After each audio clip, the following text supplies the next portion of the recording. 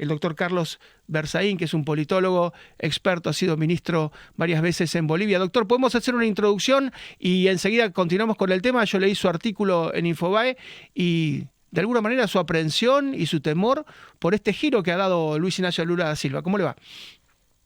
Mucho gusto, buen día. Es análisis y no hay temores, es realidad objetiva. Usted sabe que la esencia de la realidad objetiva es apuntar lo que es, no lo que quisiéramos.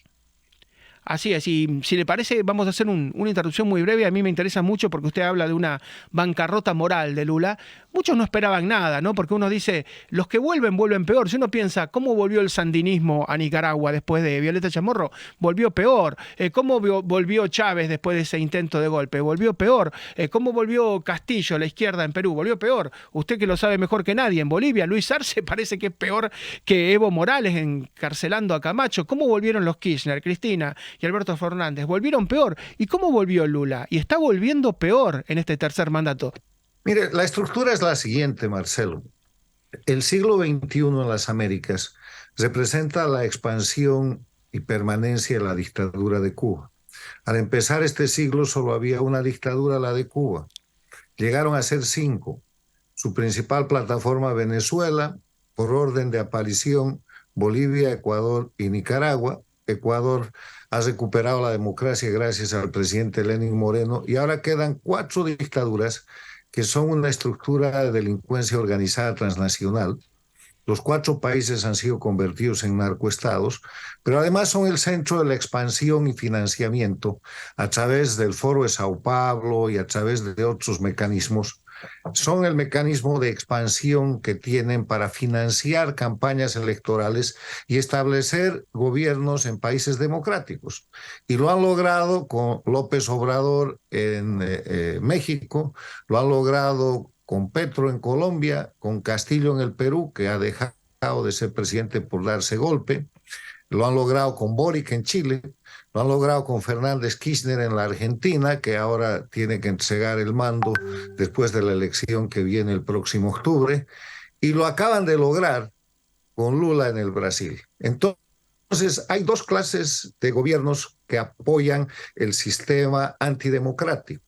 El primero es el grupo de las dictaduras, Cuba, Venezuela, Bolivia y Nicaragua, y el segundo, el grupo de gobiernos que en países democráticos son paradictatoriales y ponen sobre todo su política exterior al servicio de las dictaduras. México, Brasil, Colombia, Chile, Argentina. Y en eso lo que estamos viendo con Lula no es sino ese ejercicio, esa ejecución. A los 100 días de gobierno de Lula, Lula va a la China y proclama que la alianza imprescindible es la alianza con las dictaduras a nivel mundial.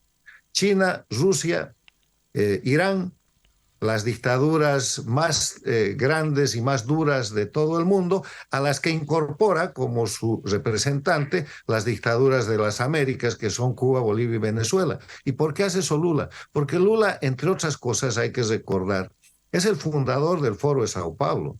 Cuando cae el muro de Berlín y cuando la Unión Soviética desaparece, Lula junto con Fidel Castro, para sostener el castrismo, fundan en el Brasil el Foro de Sao Paulo a efecto de nada más darle soporte a la dictadura cubana, que se desarrolla entre entonces, 1990-1991, hasta el año 99 en un periodo especial, y llega Castro, y entre los tres, y llega Chávez.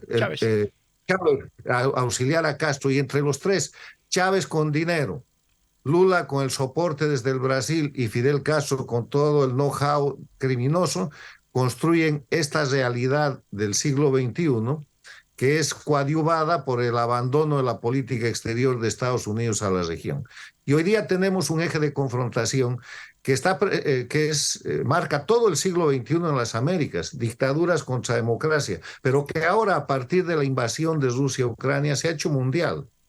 Y la agresión que está ejecutando Lula tiene 3 sentidos. Primero, pone al Brasil en la ejecución de la política exterior del castrochavismo, de la política exterior del socialismo del siglo XXI, que es uniforme y que abarca y comprende a Cuba, Venezuela, Bolivia y Nicaragua, México, Argentina de Fernández Kirchner, Colombia de Petro y el Perú, y el Brasil de Lula. Lo segundo que hace es buscar de nuevo la polarización mundial. Está planteando el bipolarismo que se perdió con la desaparición de la Unión Soviética. Formar un grupo de dictaduras para confrontar las democracias del mundo. Y tercero, hace eso bajo el discurso eterno del antiimperialismo norteamericano. Y las tres cosas son un error y un abuso. Primero, porque Lula no es un gobierno de mayoría en el Brasil, y Brasil es un país democrático que tiene mecanismos democráticos que van a empezar a funcionar.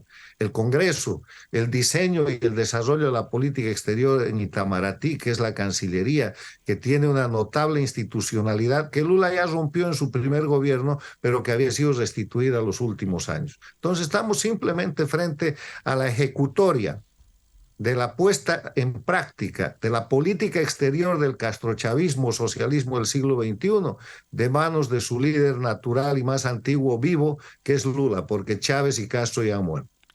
Así es, doctor, y yo me imagino en el ambiente demócrata y de Joe Biden, cuando fue el momento crucial de la elección, que estaba muy pareja entre Bolsonaro y Lula, de hecho terminaron apenas separados por un punto y pico, Biden antes de la elección, antes del comicio, llamó a tener en cuenta que Bolsonaro podía terminar con la democracia, que había que cuidar la democracia en Brasil, e influyó Estados Unidos, un aliado permanente de Brasil.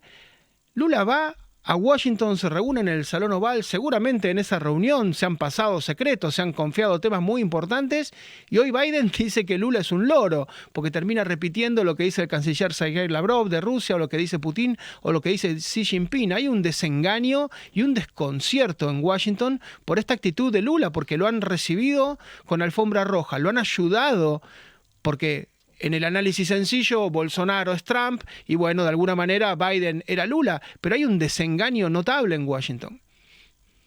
Mire, yo le quiero decir que esta es la ausencia de política exterior de Estado respecto a América Latina.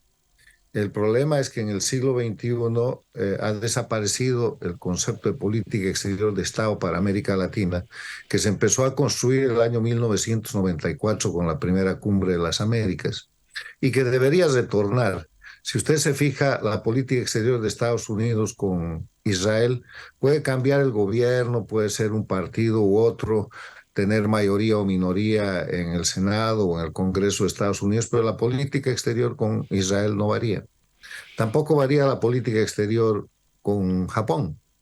Tampoco sufre cambios trascendentales la política exterior con Europa. Esas son políticas de Estado. Y lo que hay que buscar es que se diseñe una política de Estado igual para América Latina, basada en los principios que se establecieron en la primera cumbre de las Américas, precisamente liderada por Estados Unidos. La cumbre de las Américas fue concebida en base al plan que preparó el presidente Bush primero y la ejecutó Clinton, un republicano, un demócrata, y llevó adelante un proceso extraordinario que culminó con la suscripción de la Carta Democrática Interamericana el 11 de septiembre del 2001, el día en que lamentablemente Estados Unidos estaba siendo objeto del ataque terrorista que después, como efecto político, generaría el cambio, el abandono de la política exterior para América Latina, que le dejó el campo abierto al castrochavismo, al socialismo del siglo XXI, que empezaba a tomar fuerza. En ese escenario, lo único que yo le puedo decir es que la posición de Lula era previsible, porque Lula, de nuevo, era un satélite de la Unión Soviética como dirigente sindical y como organizador del Partido de los Trabajadores en el Brasil en la década de los 70 y 80. Ha formado incluso parte de grupos subversivos junto con Dilma Rousseff en ese tiempo, en el marco de lo que era la confrontación de la Guerra Fría, en la que Rusia y Cuba organizaban guerrillas en América Latina y también en el Brasil. Después funda con Fidel Castro el Foro de Sao Paulo.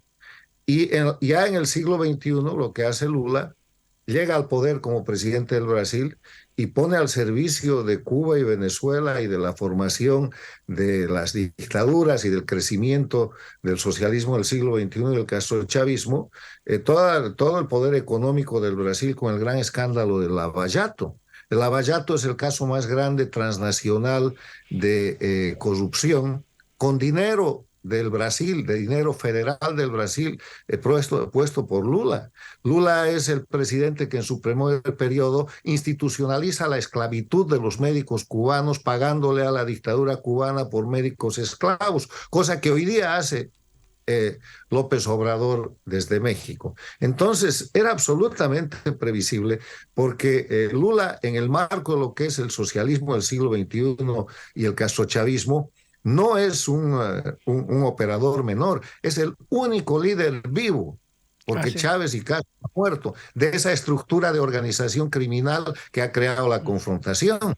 Entonces, lo que está haciendo ahora es aplicar la política exterior del castrochavismo en contra de las democracias del mundo y en contra de los Estados Unidos, aliándose con China, con Rusia y con todas las dictaduras. Porque esta no es una alianza que no tenga sino una coincidencia, son dictaduras. China es un país con presos políticos, con partido único, comunismo.